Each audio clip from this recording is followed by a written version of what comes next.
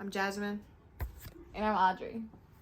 I'm Madeline Wilson, and my speech is going to be over the effects of global warming. So over the last decade, global warming has cost the U.S. economy around $240 billion per year. The last 7 years have been the hottest on record, and there are over 1 million species that are at risk for extinction due to global warming. As humans, every aspect of our lives is reliant on the environment.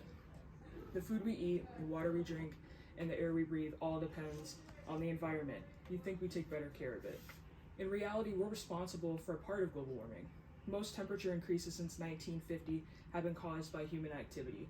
Burning fossil fuels for energy is the #1 contributor for rising temperatures. The US is the second largest contributor of carbon dioxide in our atmosphere. If everyone in the world burned fossil fuels and lived like we do in the US, it would take 4 Earths to have enough resources for everyone. Now, if we take a look at this graph, it shows that the increase of global temps over the last 140 years or so. And like I stated before, since about 1950, all of the global temp increases have been caused by human activity. You can see that we're slowly rising towards 1.5 degrees Celsius. So over the last 80 years or so, the global temp has been increasing at an exponential rate. Usually when talking about global warming, the first thing people think of are the melting glaciers.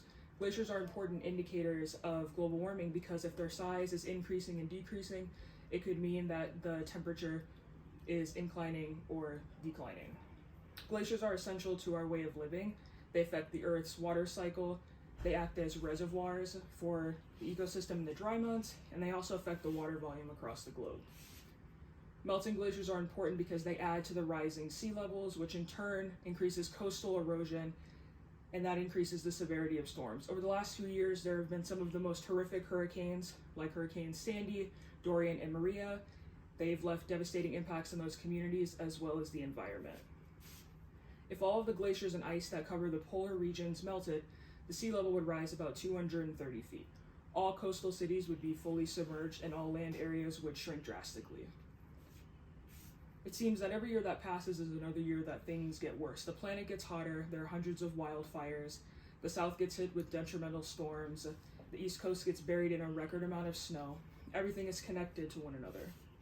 We've been so fortunate to have a planet that's survived for this long. It hasn't given up on us and we shouldn't give up on it. You're probably thinking, what can I do? Everyone's been taught that we should recycle and unplug our appliances when we're not using them, but it goes beyond that. We can do more, and a lot of people aren't willing to do more because it's seen as extra.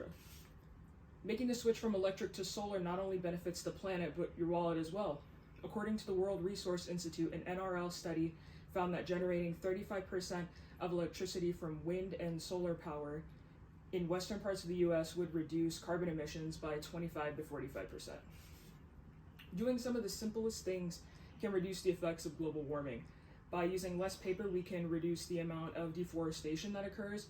Globally, 40% of all timber is used to make paper products, and that demand increases by 3% every year.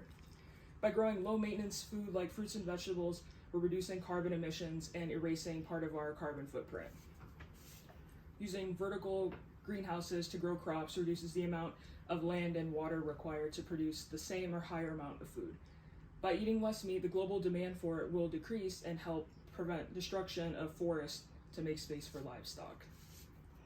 If we think about it, global warming and climate change are not only governmental affairs, but also personal as well. It's publicly known that the government has known about climate change and global warming for over 60 years. And just recently, in the past 10 or 12 years, it's been labeled as a state of emergency or a crisis. People in Iowa are feeling the effects of global warming and climate change through the increase of floods and droughts that follow, leaving the harvest hanging by a thread. As the climate gets warmer, the risk of illness and deaths from extreme heat and poor air quality increases. Poor air quality can increase complications from underlying heart and respiratory conditions like asthma, renal failure, and even preterm birth. There is nowhere to hide from global warming. Everyone on Earth will be affected by these changes. But we have an opportunity to reduce and delay these effects before they become permanent. What will you do to help save the environment? Thank you.